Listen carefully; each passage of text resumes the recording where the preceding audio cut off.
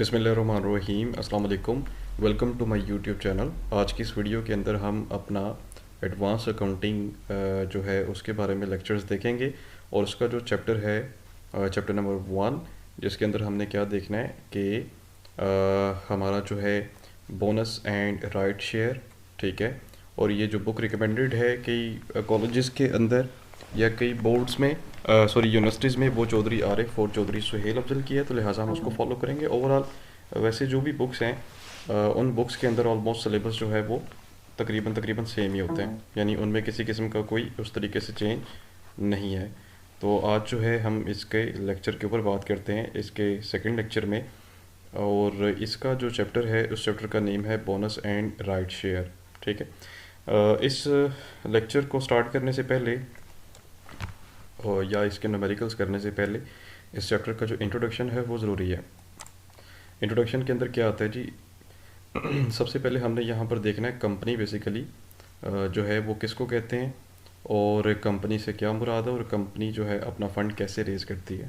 नहीं जी स्टूडेंट्स, आपके पास यहाँ पे कंपनी से मुराद है जॉइंट स्टॉक ऑफ कंपनी, जिसकी डेफिनेशंस आपने पढ़ी हैं बैचलर्स I2B के अंदर, कि कंपनी जो है एक आर्टिफिशियल पर्सन है जिसके रूल्स एंड रेगुलेशंस होते हैं, having some rights and duties, और उसके साथ साथ उसकी फिज़िकल पोजीशन होती है और कॉमन सील के साथ, यानी कि एक मोहर होती है उनकी कंपनी की, ठीक है। तो कंपनी की एक बेसिकली डेफिनेशन है जिसको मैंने मिक्सअप करके आपको बताया है।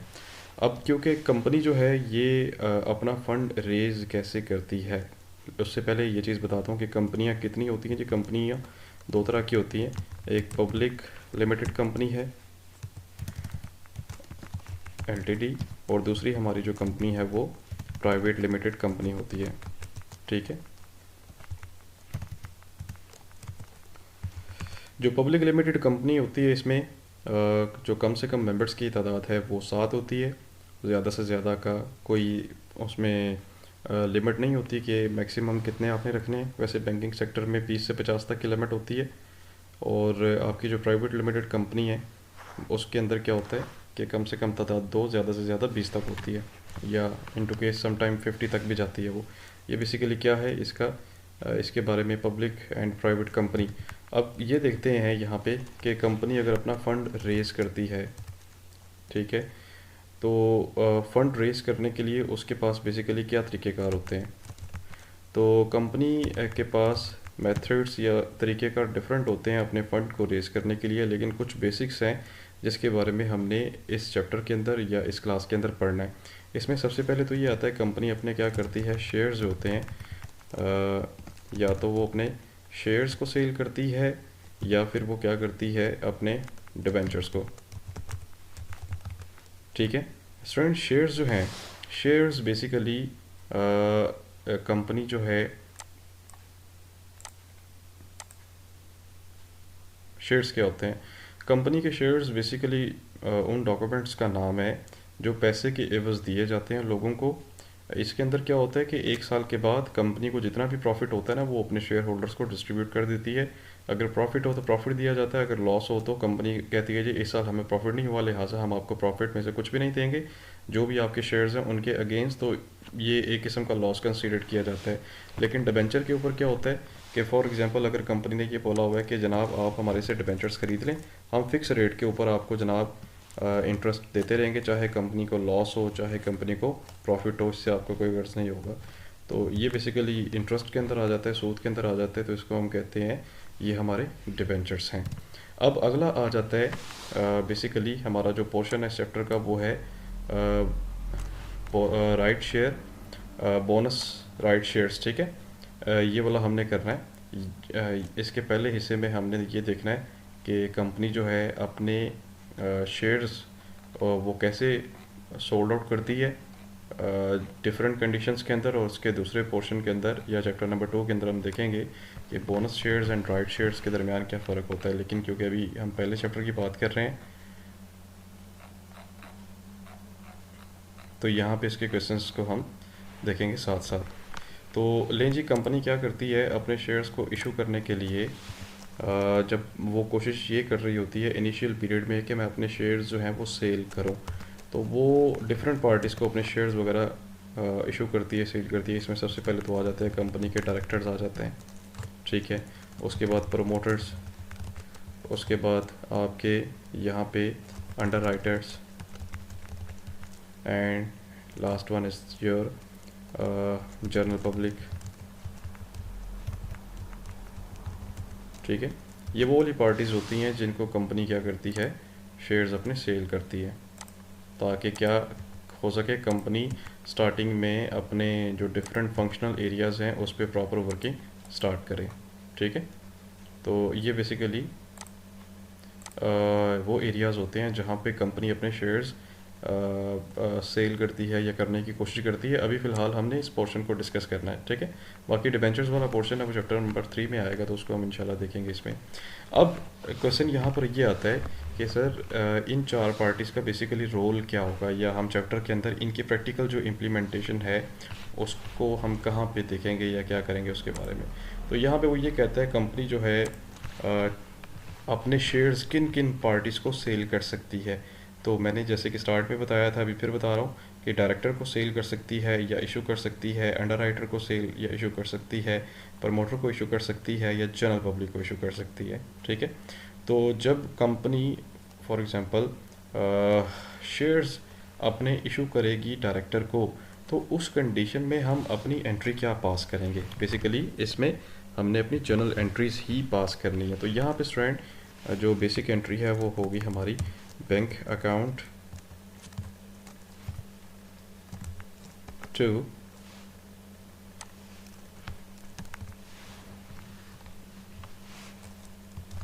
शेयर कैपिटल अकाउंट, ठीक है जी। Bank account to share capital account.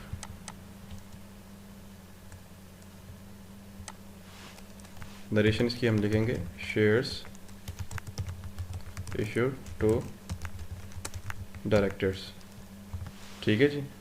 अब यहाँ पे अमाउंट आपने लिख देनी है डेबिट और क्रेडिट साइड पे। ये मैंने बेसिकली एक जर्नल बनाया हुआ, आपने अपने रजिस्टर्स के अंदर ऐसे ही जर्नल बनाना है, ठीक है। उसके बाद यहाँ पे दूसरा केस आता है कि कंपनी अगर अंडर राइटर को अपने शेयर्स सेल करती है तो फिर उसकी हम एंट्री क्या पास करेंगे। बेसिकली अंडर राइटर्स ये वो पर्सनस होते हैं जो मिडल मैन के तौर पे काम करते हैं और ये कमीशन लेते हैं। ये फॉर एग्जांपल कंपनी को ये कहते हैं कि सर हम आपके शेयर्स सेल करवा देंगे लेकिन अपनी कमीशन हम लेंगे। फॉर एग्जांपल एक शेयर अगर 100 रुपये का है, आप हमें 60 रुपये का दें, हमारी मर्ज़ी है कि हम उसे 100 का सेल करें, 50 का करें, 80 का करें, लेकिन आपके शेयर्स जो हैं हम सेल करवा देंगे, अगर नहीं होंगे तो हम उसको खुद रख लेंगे, ठीक है जी। तो इस कंडीशन में भी एंट्री जो है हमारी सेम होगी, bank account debit and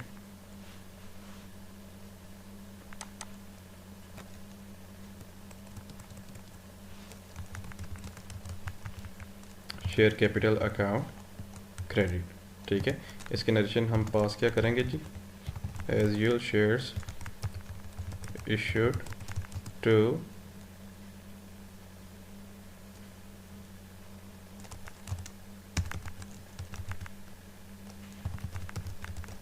under writers, ठीक है जी।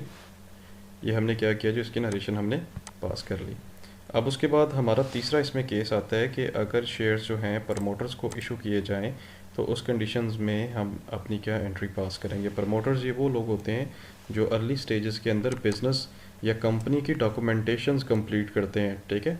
यानी इनिशियली जितना भी काम होता है ना, इन लोगों के ज़िम्मे होता है कि लीगल जो डॉक्यूमेंट्स हैं, जो भी स्टाम्प मतलब पेपर्स वगैरह कुछ इस तरह के होते हैं, कोई बैंक्स के साथ डीलिंग होती है, कोई रजिस्ट्रार के साथ डीलिंग्स चल रही होती हैं, तो ये लोग अपना बड़ा इंपॉर्टेंट रोल प्ले कर रहे होते हैं और कंपनी को प्रमोट भी करते हैं।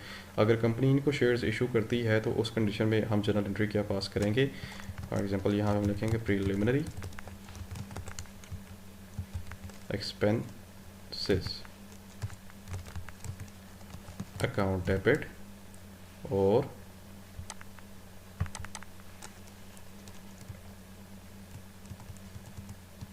once again जी शेयर कैपिटल अकाउंट क्रेडिट, ठीक है।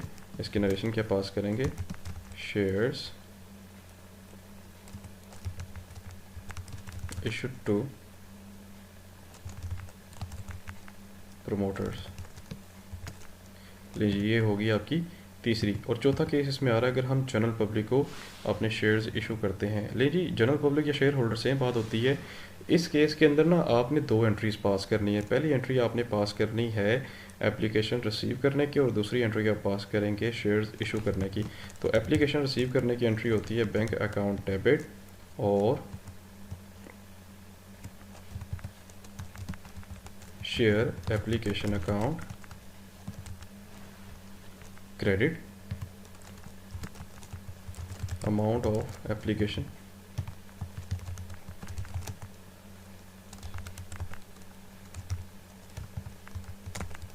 ठीक है, और इसकी हम दूसरी एंट्री क्या पास करेंगे, इस केस की दूसरी एंट्री होती है जी हमारी शेयर्स अलॉट करने की, जिसकी एंट्री हम पास करेंगे share application account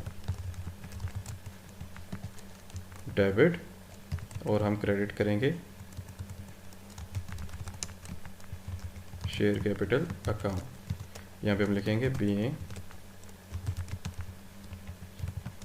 shares allocated to general public. ठीक है जी, ये हमने उसकी दूसरी एंट्री पास की। अब ये क्यों हम करते हैं बेटे, जब भी हमने शेयर होल्डर को या जनरल पब्लिक को शेयर सेल करने होते हैं ना, हम सबसे पहले एप्लीकेशंस रिसीव करते हैं। आप एप्लीकेशन जमा करते हैं। फॉर एग्ज़ाम्पल आपने 10,000 शेयर्स सेल करने हैं, आप जनाब अखबार के अंदर कोई एडवर्टीज़मेंट दे देते हैं, लोग फिर अपनी एप्लीकेशंस सबमिट करवाते हैं, जी हम लोग इंटरेस्टेड हैं, ये अमाउंट पकड़ें और हमें आप इशू करें। वो फिर आप क्या करते हैं, एप्लीकेशंस की सिक्योरिटी करते हैं। फॉर एग्जांपल कुछ लोग उस क्राइटेरिया पे लाइक करते भी हैं, कुछ नहीं भी करते। बाज़ औक़ात आपको एप्लीकेशन ज़्यादा रिसीव हो जाती हैं, ठीक है, बाज़ औक़ात आपको कम रिसीव होती हैं। तो आप फिर क्या करते हैं कि जो भी आपने क्राइटेरिया सेट किया होता है ना, उसके अकॉर्डिंग आप एप्लीकेशंस रिसीव करने के बाद उनको शेयर्स अलॉट कर देते हैं। सो एप्लीकेशंस जब आप रिसीव करते हैं ना, आपके पास पैसे आ रहे होते हैं। जैसे आप एनटीएस का फॉर्म नहीं जमा करवाते तो 600-700 फीस आप जमा करवाते हैं, इसी तरह आप जब एप्लीकेशन जमा करवाते हैं तो उसके अगेंस्ट कंपनी के पास पैसे आ रहे होते हैं, इसीलिए बैंक को वो डेबिट करती है और एप्लीकेशन को क्रेडिट करती है। जब वो एप्लीकेशंस के अगेंस्ट वो शेयर इशू कर देती है तो फिर इस शेयर एप्लीकेशन अकाउंट को वो डेबिट कर देती है और शेयर कैपिटल को वो क्रेडिट कर देती है। अच्छा, इस चौथे केस के अंदर एक एक्स्ट्रा एंट्री पास होती है रिफ़ंड वाली। वो रिफ़ंड वाली किस कंडीशन में पास होगी या कब पास होगी, उसमें क्या होता है जी कि फॉर एग्ज़ाम्पल कि अगर एप्लीकेशंस आपने ज़्यादा रिसीव कर ली हैं तो फिर आप कोशिश ये करते हैं, जब आप शेयर्स इशू करते हैं ना, तो आप कोशिश करते हैं कि एक्स्ट्रा जो भी एप्लीकेशंस हैं आप वो वापस कर दें। ठीक है, तो जब रिफ़ंड करने होते हैं आपने पैसे, ज़्यादा एप्लीकेशंस आ गई हैं, आपने जनरल पब्लिक को वो अमाउंट जो है वो बैक करनी है, आप इस एंट्री को रिवर्स कर देते हैं उस कंडीशन के अंदर। ठीक है, शेयर एप्लीकेशन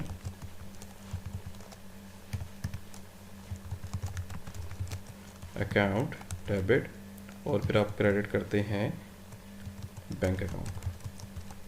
ठीक है, डिफरेंस आप निकाल लेते हैं यहाँ पे आके दूसरी एंट्री पे ना, इस एंट्री पे आके आप डिफरेंस निकाल। फॉर एग्जांपल आपने एप्लीकेशंस 15,000 एप्लीकेशंस रिसीव किए हैं, आपके पास 15 लाख आ गए, लेकिन आपने इशू तो 10 लाख की है, तो दोनों का डिफरेंस लेंगे, पीछे 5 लाख का डिफरेंस आ रहा है तो 5 लाख आप जनाब वापस कर देते हैं।